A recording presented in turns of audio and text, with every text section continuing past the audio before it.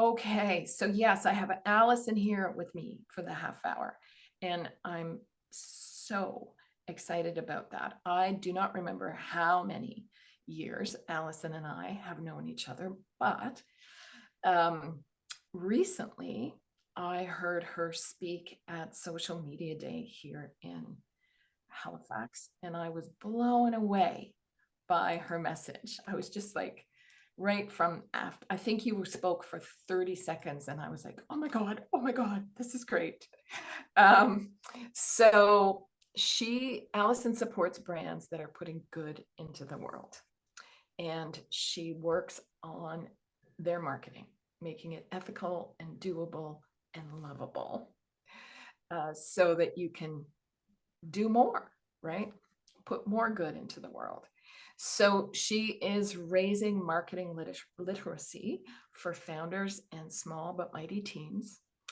Um, and she's funny. Keep Thanks. in mind that she's funny, and she's very relaxed at being funny.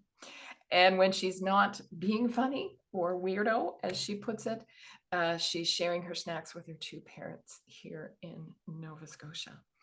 So when I saw her speak at Social Media Day, it was all about talking to our clients, which of course made me very excited, um, and learning more about them to be able to replicate them as our ideal clients. So this is where I simply head over to you, Allison, to get you to tell us more about what this is that you get your clients to do. Okay. So I'm gonna put some brain teasery thoughts, get our little brains fizzing this morning, this afternoon, or this evening, depending on where you're coming in from. So, have you ever wanted to just like a Tylenol capsule, just screw off the top of the head of your favorite clients and customers and just open it up and you would really understand what it is they love about what you offer, what it is they hope for, what would they love to see differently? And I don't just mean from a sales or marketing perspective, but like to really feel like you understand why they came to you and worked with you or bought your products, right? Like, oh, wouldn't that be juicy? Put that over here. Then over here, have you ever been like, how could we find out this magic about them? And you on, you go, got it. We'll send them a survey. Put that in the middle.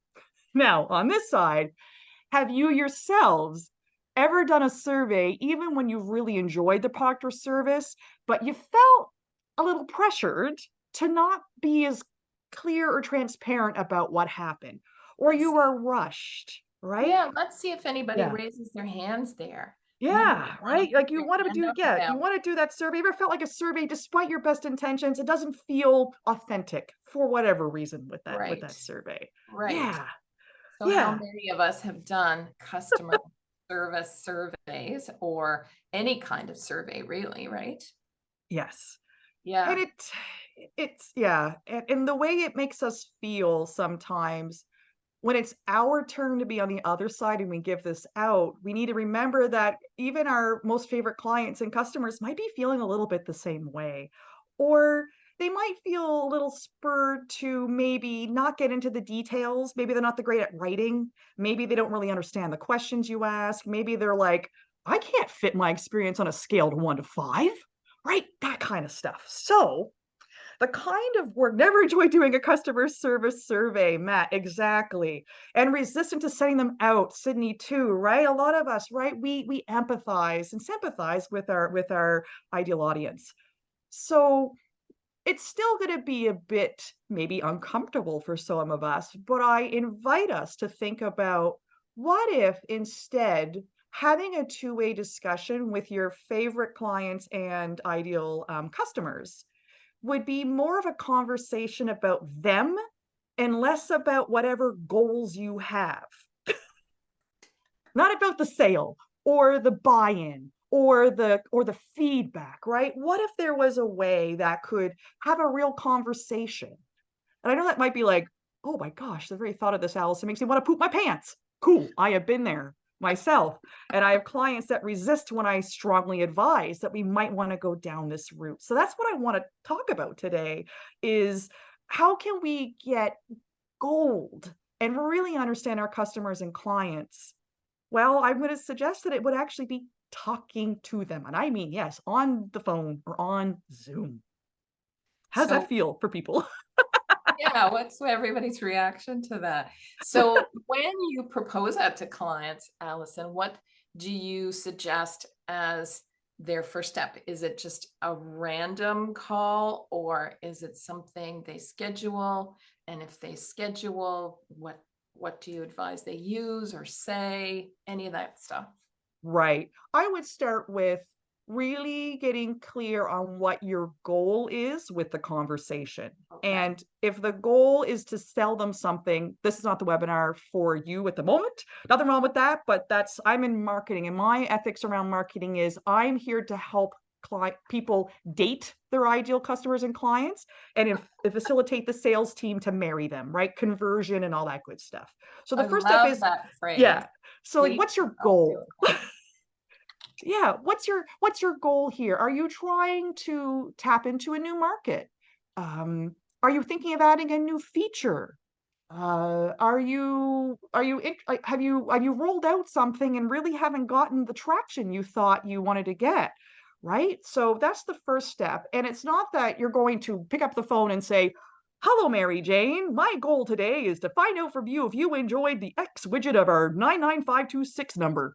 Not the point, but it can be helpful to understand because you're going to end up crafting questions that are, we'll talk in Mary and Jane talk about like the kinds of questions that are going to center the conversation on your ideal favorite clients and customers. I keep saying this because the point is if you love them and you want more of them, you got to figure out what makes them tick. You got to figure out what attracted them to you, right? So when you have these conversations with them and ask open-ended questions, then suddenly they relax. They realize it's not a sales pitch. So after those questions, sorry, to get back to your query there, Mary Jane, is once you have that idea of what your goal is, you want to select maybe 5 to 10 of your perfect favorite, if possible, they've already worked with you, customers and clients, that you will reach out and schedule a time with them to have a wonderful 30-minute conversation about the topic of X. And usually the topic is like what it is you offer. So it could be SEO, or it could be mortgages or renewal of mortgages, right? And it's very clear you're not selling anything. You're interested in their experience with it. And that piques people's curiosity. They're like, "Oh, I was expecting something else." And I think we underestimate people want to help. People love to have a real conversation with their service providers and their product providers when they know it's not selling and they know it's not a product review. Right, because they feel comfortable with that. Now, when you're sending that message, and it is going to pique their curiosity, which is taps right into what I teach. If you really want to connect with somebody, you got to make them curious. But I'm wondering if you, when you're phrasing that or when you're encouraging people to phrase that email, if you also refer to something about them. So if I Big was to time. send you an email, I might say, "So Allison, as a marketing guru that I've known for the last 10 years," so that they know that it really is all about them, that you're not sending out dozens and dozens and dozens of these requests. That's just it. The more refined you get it, the more likely they will say yes, or they will actually decline with a really heartfelt and honest reason, right? Not the right time for me. I'm not interested, right? I think it just, yeah, that conversation. And because this world is so full of spammy emails, and all that good stuff, like it kind of cuts through the noise. People are like, "Oh, you want to talk to me about this?" And setting up that call, I like to use Calendly. I set it for like a 2-week parameter, right? To kind of get that in there. And I wanted to address, I saw in the chat here, someone said like, it feels scary and feeling inequipped. Again, I do want to come back to relationship building. I think that picking up the phone and cold calling and selling is, it gets people's, tension up. But if they're familiar with your product, I recommend if you can build this into, if you're service based, once they've completed the work with you, this is your follow up time. Or if it's a product review, perhaps you and the sales team or the product team might go, "Oh, these are our most recent purchasers," so you're a little fresh in their mind. That can be helpful because I think when our intentions are good, the scariness goes a bit down because no one's going to say yes and then yell at you and complain to you on the phone. I haven't had that happen yet. I haven't had it happen to my clients, right? So that's the kind of thing to think about in terms of, is it scary? It is, but I think we're holding ourselves back and just assuming that people will understand the good that we're trying to put in there. Most people are like, "Thank you. I'd love to have this conversation."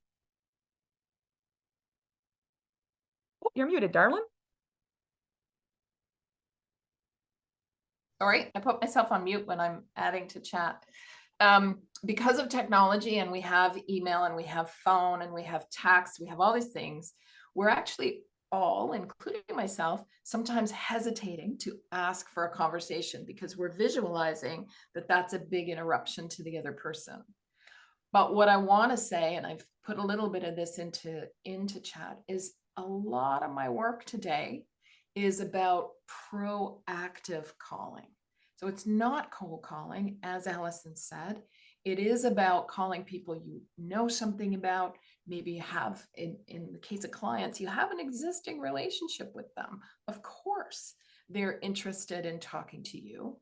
And because you're sending that calendar invite, it's not an intrusion because they get to choose. And Alison's also said something really important there, which I often say to people, and I get pushback, Alison, I don't know if you do, but I never let anybody see my whole calendar because then it never happens.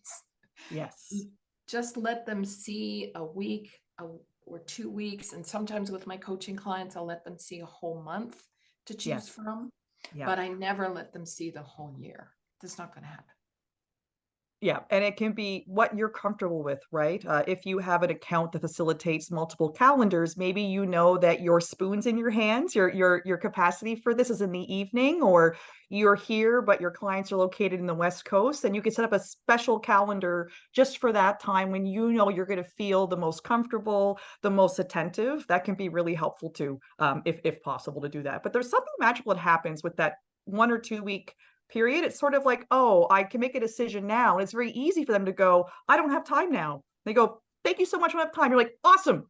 On to the next person," right? "Thank you so much." Connect with them another time. It's really helpful. So are you looking for a specific number of individuals to maybe interview each month? Or if you're setting up this project for a client, what do you recommend the number might be? I want to first ensure that whomever we're talking to, it's for one specific offer or product, even though you might not be, it depends on what your project is, right? It could be, again, like all the number of reasons, or it's simply to get better ideas of your marketing, right? You want to hear what people are saying so you can put that into how you talk online and your social media, your email newsletter. So ideally, I would say like 10 is fabulous, but 10 might not be possible. I like to say enough people so that you have possibly a balance, or you might see some trends as you talk to people and ask these questions.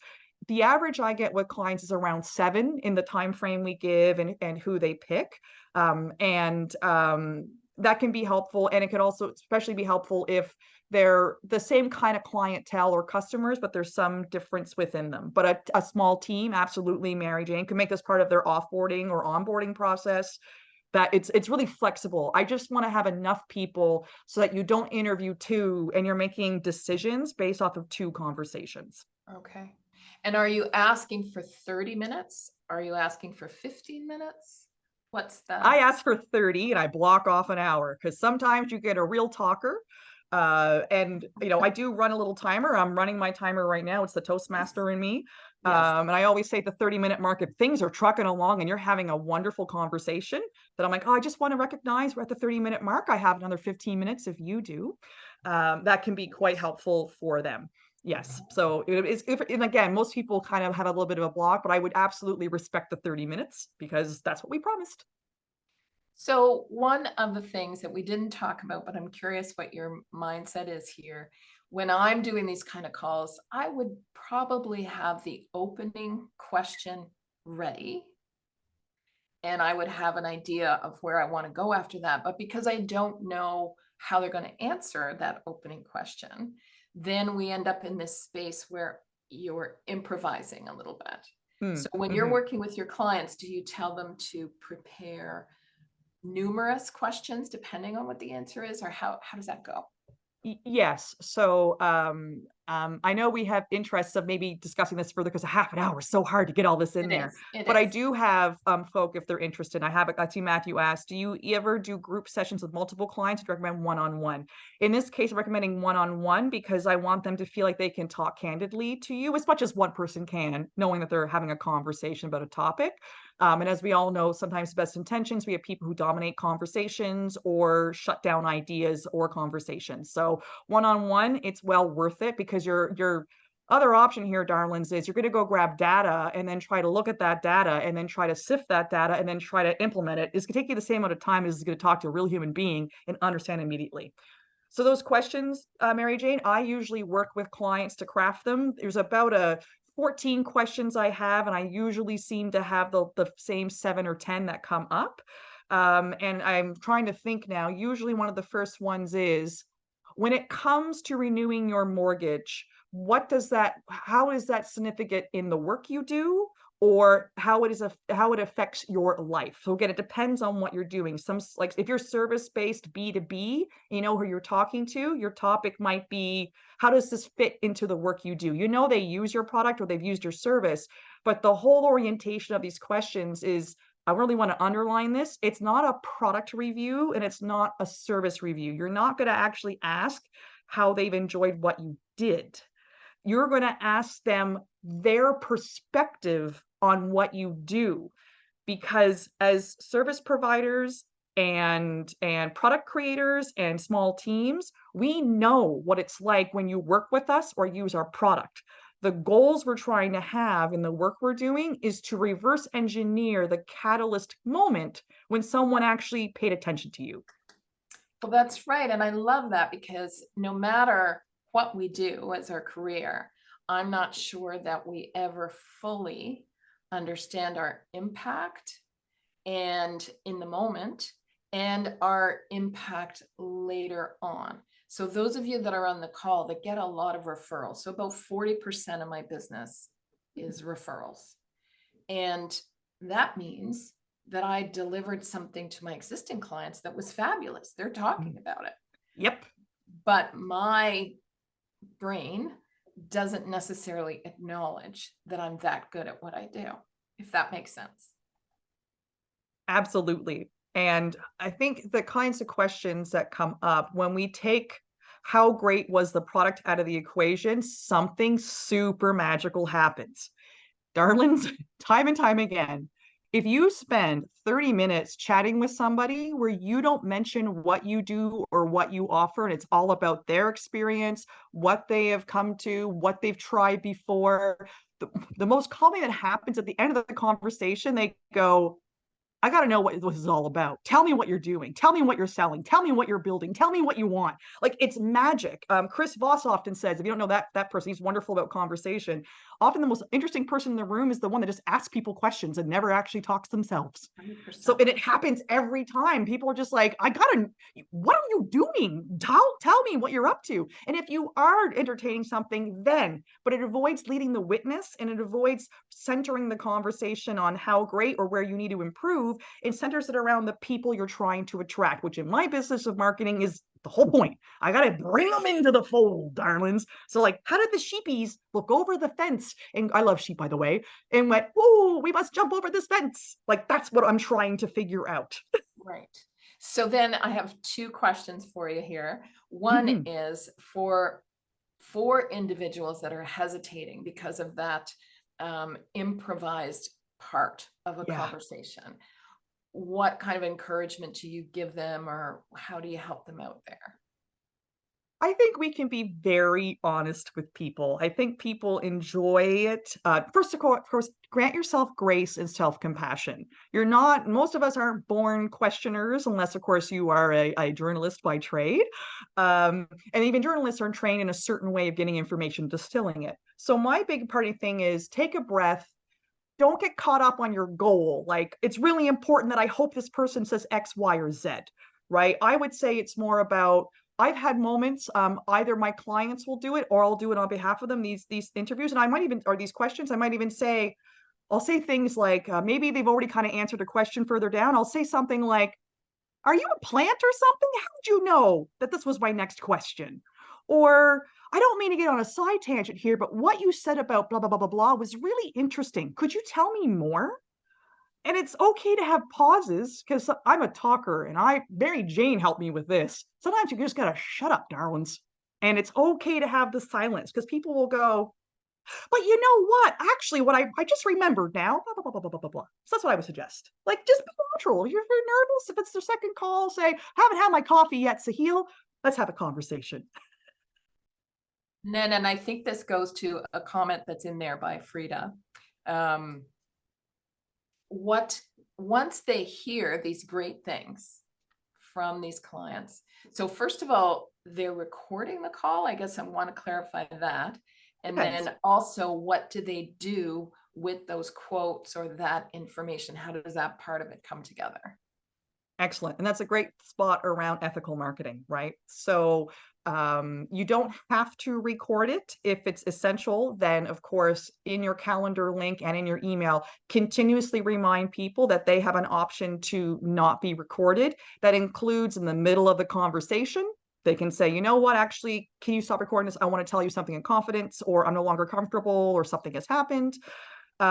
It's not necessary. I would say you want to play to your capabilities here. So if you're someone like myself, I try to be a better active listener. So I've been using Otter AI to transcribe things, and that's kind of I found for me easier for me to listen more intently. I'm a hand note taker. So you can do whatever you want. Some of my clients, the work they do, that's they don't even need it because we're almost verifying a theory we have. Whereas others, it's very clear. But I do it in the email, I do it in the calendar, and I also say it before I begin the call. I just want to confirm one more time before I hit record and that I have this transcription. Are you still comfortable with me recording this session?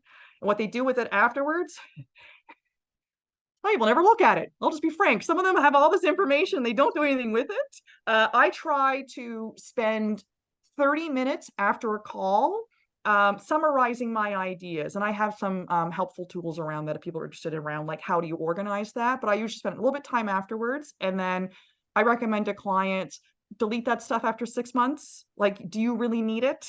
So hopefully that helps a little bit with that consent piece and how long you have it. But you're not in that information that you gather, you're not looking for a testimonial, you're looking for similarities between your best clients, or you're looking Correct. for keywords that you can use to find additional people that are similar. What are you looking for It could inside? be all of that, absolutely. Okay. Sometimes you have a conversation and they couldn't have quoted any better. So I might say during the call, "Oh my gosh, that was gold. Do you mind? I might connect with you later to put that into a quote." I'm Okay. also a marketer that firmly believes if someone leaves you like a Google review, you should still go ask people before you post it on LinkedIn. I Oh, know you can't quite do that, but it's like if possible, confirm with people because sometimes their ideas have changed. But I would find usually and people love that's they feel okay when you're like, "Oh my gosh, that is beautiful. Thank you. I'll follow up with you later and send it along." I know it's extra work, but I'd rather have a testimonial go up that I know is approved than one I put up that I have to take down after the fact. Uh-oh. I see there's some questions here, Mary Jane. Do you want me to yeah. look So through those? Matthew's asking if you could talk a bit more about how you organize the information you gather.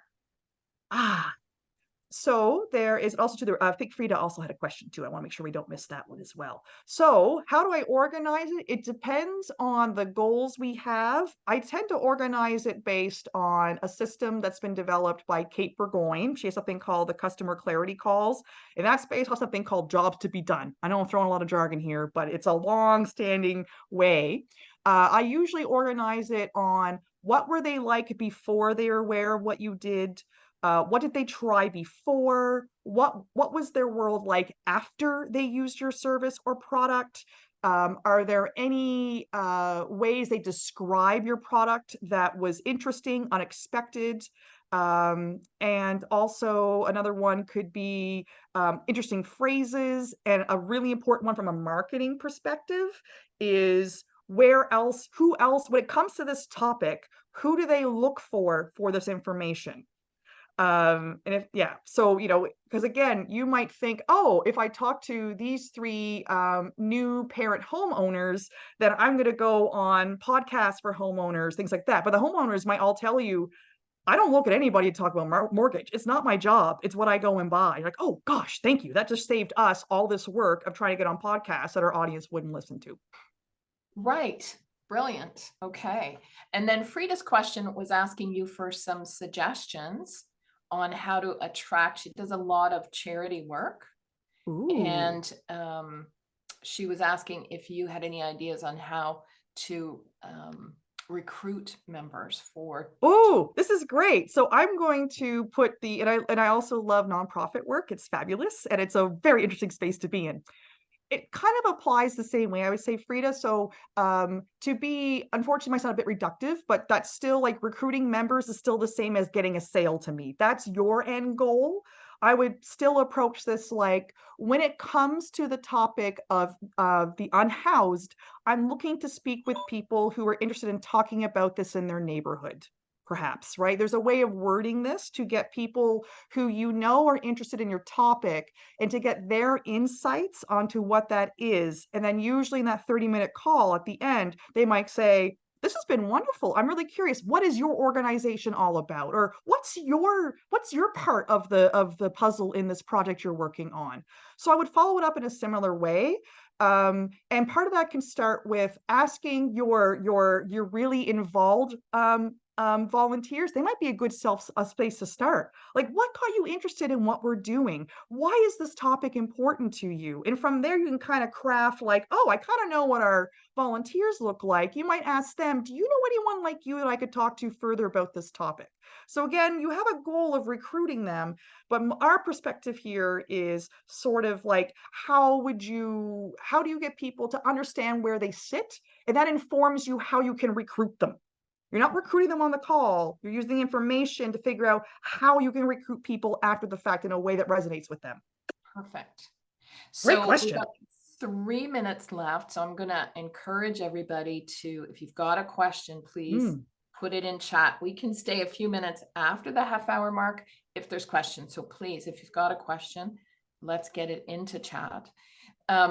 Alison, I think there's another step that you use with this information, which we're obviously not going to cover in this half hour. So one of the things we want to ask of you is to let us know if you would like us to do another half hour, because Alison has these great tools that she uses where she takes this information and helps her clients find more ideal clients. Is that a fair way to say it? Yes, but not through recruitment or sales. It would be through marketing. So the dating, I help you figure out how to improve your dating profile so more people swipe whichever direction is I like you. And also, I Love would that. love to get in detail with folk, like the details of what kinds of questions do you ask, all of the tactical stuff. But I love Mary Jane. I love this webinar you're giving because the tactical stuff, like when, how long, what we say, darlings, that doesn't matter until I can help you feel like you have value and having these conversations is super worth your time. Also, costs you almost nothing. So if you got to impress higher ups, it's like we could pay a firm to do this who we would have to train on who we are, make sure they're talking to our clients and customers the right way. Then they're going to give us a report that we have to disseminate. Then we have to take that report and do something with it. Or I could do it in 2 weeks. Yes, exactly. So everybody on this call is going to receive a copy of this slide deck because we're including some thoughts for you here thank you, Sarah, on how to inspire client conversations. So you want to use both phone and email to connect with your clients. That's a tip from Mary Jane. Yes, email them, have that Calendly or link to 2 weeks of your schedule, but Mm, also leave a voicemail because your tone of voice will help emphasize that this is a comfortable call, that it so isn't a true. pushy call. So combine your voice with your digital communication. And so, yeah, create curiosity and use an appointment app. prepare ahead of time, but get ready to go with the flow. That's so important. And it's the flow part that sometimes gives people heart palpitations, but we can talk about that in a future half hour for sure. And center that conversation around them and their experience, not your goals. It's not about you. It's about them. It's not about you. Yes. And I know this might feel like so like, ooh, for folk. If it helps to put it in perspective, I don't do this work with clients because they've nailed their messaging. I'm being asked to do this because they put blood, sweat, and tears into websites, paid advertising, podcast things, you name it, like really good intentions, savvy inside and out, and it's not resonating with people. So, yes, you could go and find a program and download people, but I bet you'll sit on it. I would much prefer, and again, I know it's in my best interest, but again, I said lots of clients, I put this forward and they don't want to move forward because they're frightened of the information they'll get back. I've never had bad feedback that wasn't constructive and useful to what people need. But I'm Yeah. trying to save you time and energy and money, honeys, with this stuff. That's why I'm advocating for it's worth out of your comfort zone. The second one, you're like, this is the best thing ever. This is my job. Absolutely. That's right. And so, Allison has shared, and it's a big thing with me, that universal open-ended question, which is simply tell me more. People love to talk about themselves. So if you want to get that flow going, you just ask, well, tell me more about that. Doesn't matter what they say, just say, well, tell me more about that. I've never thought of that before. Tell me more about that.